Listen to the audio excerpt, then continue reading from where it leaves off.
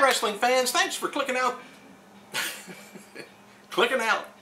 checking out, and clicking on the dreaded D-Rose report.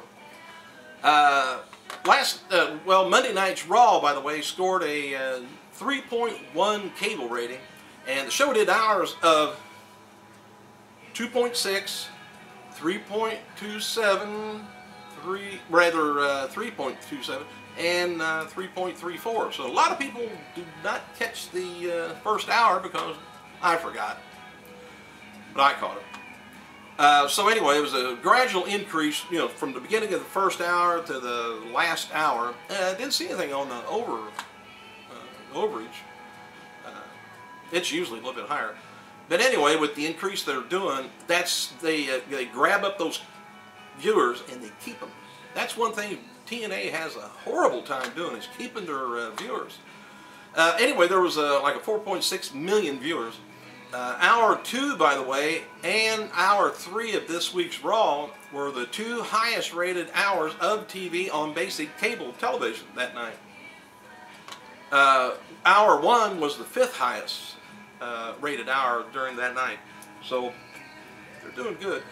Also, Monday night's episode of TNA Impact scored a 0.5 cable rating. The show did an average of 740,000 viewers. And it's pretty much safe to say that the 3-hour Raw and the draft pretty much hurt the ratings of TNA. But every week they say there's something. Every week there's an excuse, whether it's Bret Hart going to be on there, or Shawn Michaels retiring, or it's always going to be something. And I don't know. Dixie. Man, I love TNA. I love it. Get it back over. Make TNA Thursday night. Thursday night, we're going to watch TNA. Build on that. Man, don't be over there trying to grab viewers from there. If you created viewers, it would be great. Where Raw kept its 3.5, and then you ended up with a 3.5, that would be great. Because now we got 7 on the viewer ratings. You're not creating no more. You're just borrowing from here, taking from there, back and forth. Come on Thursday, get back over there. Do your 2-hour, do a 3-hour one every once in a while. Do some specials over there, and of course work on your product. But get over there and just make Thursday night is TNA night. Raw's always been Monday nights, and even for years. And it took Raw years to get to where they're at. And you wanted to boom, just get right up there and take all their viewers and be #1 and be competitive with them, and it's hurting you. And who's really going to be hurting is the advertisers. Because they pay big money to be advertised on your program, and you're supposed to guarantee them X amount of viewers, or at least ratings, for your show, and it's just not happening. Get back over there and make Thursday TNA night. But what do I know, right? April 24th episode of AM Raw, by the way, did a 0.44 with 158,000 viewers. And in addition to the supplemental draft, WWE made about 6 other roster changes, by the way. And Tyler Rex Van Archer was moved from the ECW, I guess they still got the roster page up, I guess, to SmackDown. And the remaining ECW talent, Abraham Washington, Tony Atlas, and Byron Saxton, were just removed. Didn't say they were let go, or they were removed. Kurt Hawkins has been removed from the SmackDown roster. I don't know what that means. Dark match before last night's NXT taping in Hershey, Pennsylvania. We didn't see Goldust defeat Don Carreras. Dark main event for last night's SmackDown taping. Didn't see. I keep saying that. Jack Swagger defeat Big Show and Chris Jericho in a triple threat match after hitting Show with the world title belt. Must have been not seen by the referee. And then Show choke slammed Swagger to end the show. David Otunga won the NXT Rookie Challenge on last night's show, and now will face the WWE superstar of his choice on next Tuesday's show. Otunga has challenged his NXT Pro R-Truth to the match.